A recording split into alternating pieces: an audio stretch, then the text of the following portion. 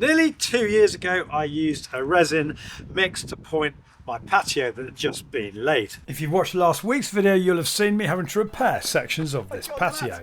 And I promised a new video to talk about what I've learned about pointing in the last couple of years. So that's today's video.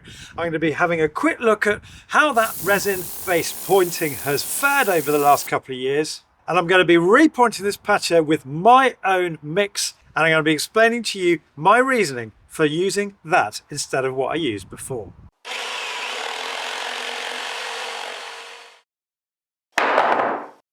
Now we need a quick bit of background so you can understand where I'm coming from today. First question, why a resin mix? Well, quite simply, it was recommended to me by the guy who sold me the Raj Green Indian Sandstone patio slabs. He'd used it for years and hadn't ever had any complaints, so that was good enough for me. We've got two areas of pointing on this patio. The raised bit up here was done by my builders one afternoon, loosely brushing it into the joints, and I realised later on that day that he hadn't read the instructions properly. A, the surface had to be heavily wetted before starting, and B, it needed to be compacted, compressed into each joint, neither of which he'd done. So that night, my wife and I set about trying to redo the job, but by that point it was too late. What do I mean by that? Well, within days the joints were discolouring and disintegrating.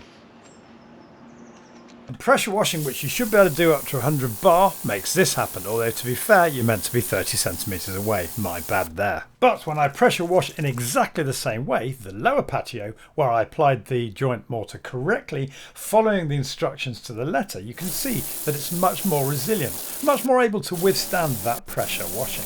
Although you can see it's still not perfect. So that was my experience with this stuff, and basically an experience that's wholly unsatisfactory. Now, what are these resin mortars and why do we use them? Well, for a start, it's resin mortar. It's got an epoxy resin as its primary binder, whereas traditional patio mortars use cement. And these things came about and revolutionized pointing of patios. Builders love them because of ease of use, ease of application, and labor saving. And DIYers also like them for the same reason, that they're easy to apply. I did a short soon after pointing the patio, exposing the problems I was having with my resin mortar, and opinions were mixed between people sharing similar experiences and others being reasonably happy with theirs. You've only got to look at the loose granular structure of my resin mortar to see why it's such a magnet for dirt and is going to be so much less durable than the much more tightly packed structure of a sand and cement mortar. Not only that, as you'll see from my last video, link to which is on screen now, there are so many products on the market and they pretty much all have a slightly different method of application. And with my A joint, the joint had to be extensively pre-wet, but with no standing water in the joints. And if there was water and the mortar dried too quickly, you get this annoying delaminating effect. Some people said there are certain resin mortars like GFTK VDW850, that catchy named mortar, which have a very good reputation, and Flowpoint. We'll come back to Flowpoint in a minute. But the general view was that the traditional process of using sand and cement was still the best, most durable, most cost-effective product to use. So after I had to repair the corner of this patio and also a couple of flagstones up on the steps, I decided to go back to the good old traditional method to do the job properly. And that's what today's video is all about. Although I will be concluding at the end what I think you should do if you've got some patio that needs repointing. So first up, I thought I'd clean the slabs, as I don't want to be immediately pressure washing that newly laid mortar. I think it's crazy how everything deteriorates in the winter. I have to be careful pressure washing as the mortar between my bricks is a pretty weak mix, but you just have to do this to keep things up to scratch.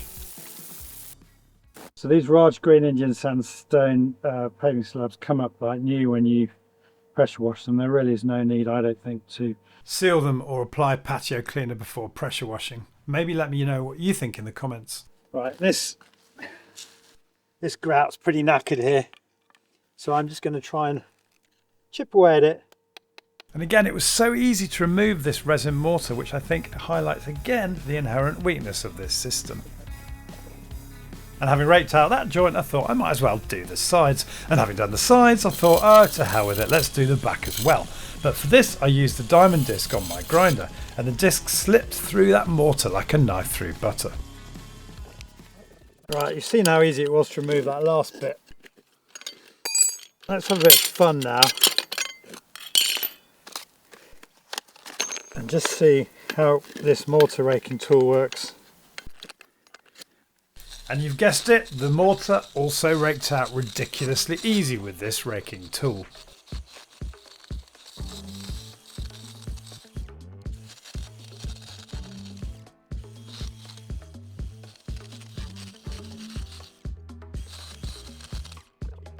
Right, I'm afraid to say that was shockingly easy. It's no wonder it pressure washed out so easily.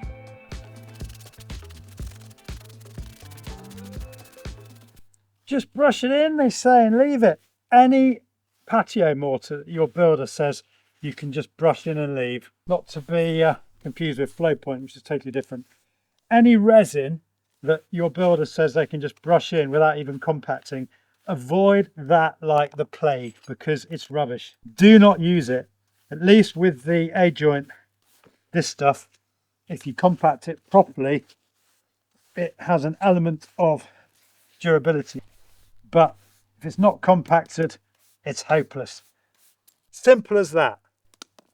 Right, rant over, and it's out with a leaf blower to totally clear out those joints, ready for the next stage. So let's have a quick look at today's toolkit. The grinder has already featured gauging trowel, tuck pointer, small tool, mortar gun, admix, that's going to be a bit controversial, bucket, builder's sand and cement. I thought long and hard about the ingredients for today's pointing mix, and I've decided in the end to do what I've been promising to do for months. 4 parts sand, some people would do 5, I'm going to go a bit stronger, to 1 part cement. Now sand wise, sand over here where I live, well, it's called red building sand. I mean, that is actually not too bad. It could do with being yellower than that. But for last week's repair I was using this, and one of my Patreon members was like, do you live on Mars or something? I can't be bothered to go and find yellower sand. I don't think we've got it in this county, so that will have to do, and hopefully with the cement it will go grey enough. Now if we're going to get this mix into my mortar gun, get it in there, if we're going to be able to extrude it out, we need something to plasticise the mix. This is a sand and cement mix. I thought of using some hydrated lime because my builders would use it in the brick mortar, but I don't know about you, but I find this whole area quite confusing. On the one hand, you've got hydraulic lime that you use in restoration products. It helps with breathability, flexibility, all that sort of stuff. And then you've got hydrated lime that comes in bags like this, which can be added to a sand and cement mix to make it more workable, to basically act as a plasticizer. But even though they are used together, I thought cement and lime, there's got to be a better option. Let me know what you think in the comments section below. But I decided to go with a more modern admix. Now, this is the controversial bit. Normally, I'd probably use a mortar admix. Today I've got this integral waterproofer which doubles up as a plasticizer. Why am I going with a waterproofer? Well, again, this is controversial. I want to make this pointing as durable as possible, and with the waterproofing agent it will minimise the amount of water that can get into the joints during the winter. What I don't want is for water to get into the pointing and then for it to blow when it freezes. Flowpoint is a waterproof cement based pointing mix. So if they're waterproof, why can't I be too? We only got a small amount to do, so I'm mixing in a bucket. 1, 2, 3, 4, 1 of cement. I'll mix a little bit more in smaller quantities. 1, 2, 3, 4, 1. I haven't got my cement mixer, so let's use a bucket mixer.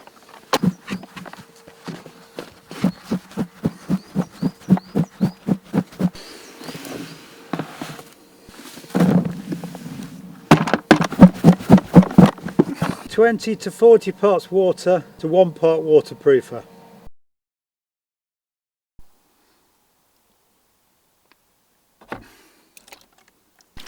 See, that's gone a slightly cloudy colour. We won't need anything like that much water, but at least we got the mix right. Now, we need to transform this into a creamy mix.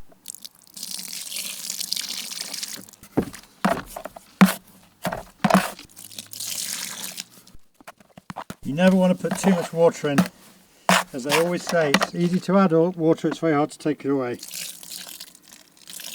it'll suddenly go as I add the water in here.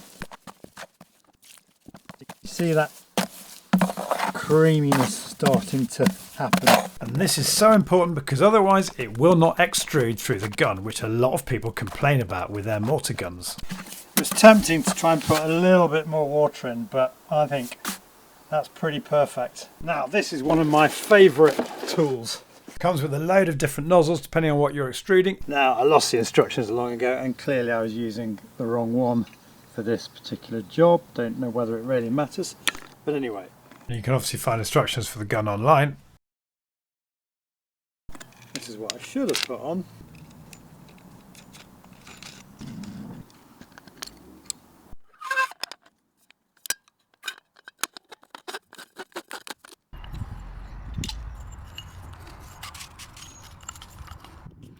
And I thought I'd kick things off with this nozzle.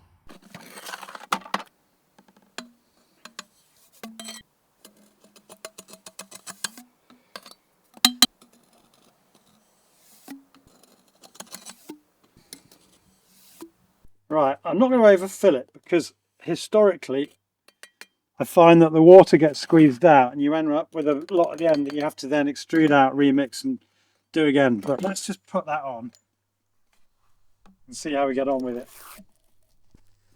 Right, it's going to moisten joints, not going to saturate them, but just moisten them a bit. Oh! I think we've got that pretty much bang on, that mix.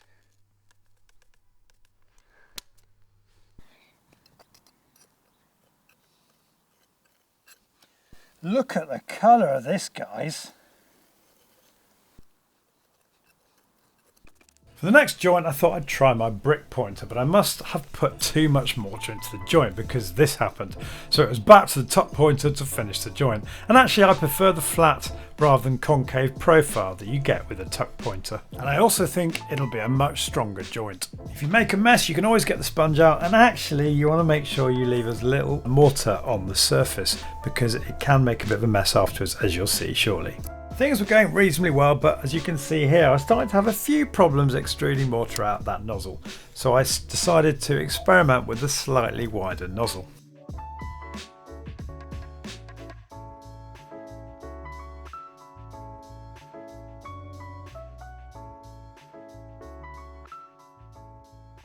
Grab your tuck pointer and gently trace it along the joint.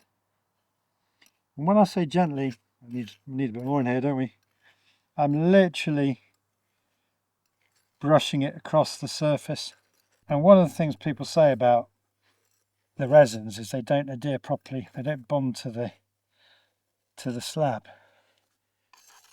But I'm telling you something, that has bonded beautifully. Now it's important to address the issue of the gun clogging up. Plasticizer, as we know, is essential to get the mortar to squeeze through the nozzle, but so is getting the amount of water in the mix bang on. As you see here, the gun was clogging up again, and when you clear the gun and mortar you can see why. The last bit in the gun forms a hard plug as all the water has been pushed through the mortar in the initial extrusions. So you need to empty it out, give the bucket a good mix and then refill. And it's essential that you keep the mix topped up with water. As the day goes on, particularly in warmer months, the mix will start to dry out, and you'll find that adding a bit more water from time to time will cure any blockages and the mortar will run freely again. I changed to that wider nozzle, but I really shouldn't have done that. Small nozzle I started with was much better, and it's got nothing to do with the nozzle, everything to do with the water quantity in the mortar mix. And with the first repaired patio section complete, it was time to move on to the steps.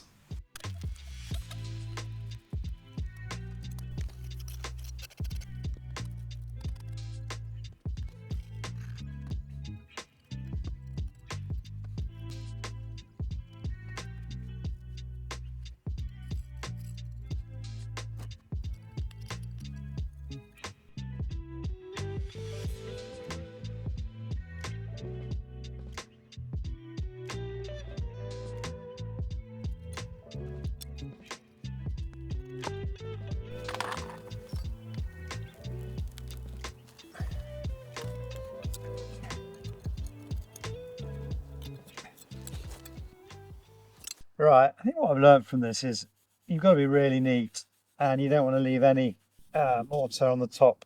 I thought I'd done a really neat job, but now it's dried out. Just the odd patch. But a bit of wire brushing and sponging and those marks quickly come off. But don't overfill each joint, hone your pointing technique, and you shouldn't need to. And I think the cleanness of this joint is proof that there's no harm in getting the sponge out whilst you're pointing. And overall, I think it's come up looking pretty good. So that's my repair. And as I stand here in the rain today, what conclusions can I draw from all this? Well, for me, this was just a small area that I was having to repair. And so it was quite easy to come up with a sort of best case scenario for the purposes of this video. I have, however, left myself with a bit of a dilemma now, because having started to fix this patio with the sand and cement mix, I've pretty much got to go ahead and do the whole thing at some point. I haven't decided yet when I'm going to do that. But what would I have done if I'd been able to start from scratch on an entire patio? Well, I wouldn't have gone with a resin mix. I know some are better than the other. DIYte has good reviews, as I mentioned earlier on. But with my experiences, I just don't like the very open granular structure of it, and I don't like the lack of durability. Would I go with a sand and cement mix? Well, the thing about the sand and cement, as you've seen from today's video, is you've got to be really neat with it. Now, I think the more of this you obviously do, the neater you're going to get. And I think the crucial thing with using a mortar gun and a sand and cement mix is not to overfill the joint, because if you can get it absolutely bang on, and you've got your pretty consistent joint widths, you can get your small tool or tuck pointer and just stroke along each joint and get the job done pretty quickly. And don't forget, this is probably one of the cheapest options. That A joint cost me a lot of money. Can't remember exactly, but it was over £400. Given how many tubs I had compared to the relatively cheap price that it would have been if I'd gone with a sand and cement mix. However, all that taken into account, as you've seen today, I've got quite a large patio area to do here, over 60 square meters. And if I had my time again, I would almost certainly have gone with Flowpoint. It's used across commercial and domestic applications. It has pretty much universal love from the comments I've seen on it. Now, it is a bit tricky to apply, and I've got to thank Matt on my Discord forum for giving me some real insight on this, because he's got it on his patio. I suspect it's a bit of a two-person job. There's a great YouTube video I watched the other day. I'll post a link to it in the description, which really goes into the details of how this stuff goes down. And you are literally covering your entire patio with it, waiting to the crucial point when it's just about gone off. And then, to quote Ultrascape, you're washing it off with copious amounts of water and a brush. And on a porous Indian sandstone like this, that process has got to be absolutely nailed so that you get the patio clean. You don't leave any residues of the flow point in any cracks or low points. But there are some pretty big catches. You saw just how many cavities there were under my patio from last week's video. If I'd used flow point, given the way my patio was constructed, the whole lot would have just flown underneath the patio. So if you're going to use flow point, the person who lays a patio kind of needs to know which grouting pointing solution they're going to use, because to use Flowpoint you really need to have a continuous bed of mortar below the patio, like I did on the corner repair last week. If your patio is constructed with a dot and dab method, it's probably not appropriate. Point number 2, this whole patio area here drains into this land drain, and I couldn't have allowed that cement based flow point to go down those drains during that cleaning off phase. Similarly, fine if you're using it first off, but as a retro repair like I've got to do here, all of that flow point will be draining into the flower beds, and we've planted quite a lot of stuff here. Again, not a practical option. Also, what do you do at all the edges with flow point? Have you got to shutter it somehow, or maybe tool it in as it's gradually going off? I don't know. Flowpoint pros, let me know in the comments below. So for me, that sand and cement mix is going to be the only option. But from what I've seen, if you do it properly, you end up with a joint that is very, very similar to the sand and cement joint that I've got here. But it enables you to do very large areas in a reasonably short amount of time with minimum hassle. But I do think it's a two-man job. So Flowpoint is probably what I would have done if I had my time again and didn't have all those cavities for it to get lost in. But I'm very happy with what I've got here, and as I stand here in the rain today, I also think that integral waterproofer will be a pretty good addition. I'll let you know over time how I get on with it. So thanks again for watching today. I know it's been a long video for what seems to be a pretty simple area, but it's also a controversial, complicated area, and I wanted to explore it as much as possible to give you the best heads up you can have possibly when you're doing a job like this. Details of everything I've talked about today will, as usual, be in the description below my video. And if you're new to my channel, it means so much to me to have you subscribe. You can do that by clicking up the link on the link up here. And don't forget to click the bell notification icon so you get notified of all my future uploads. See you next week.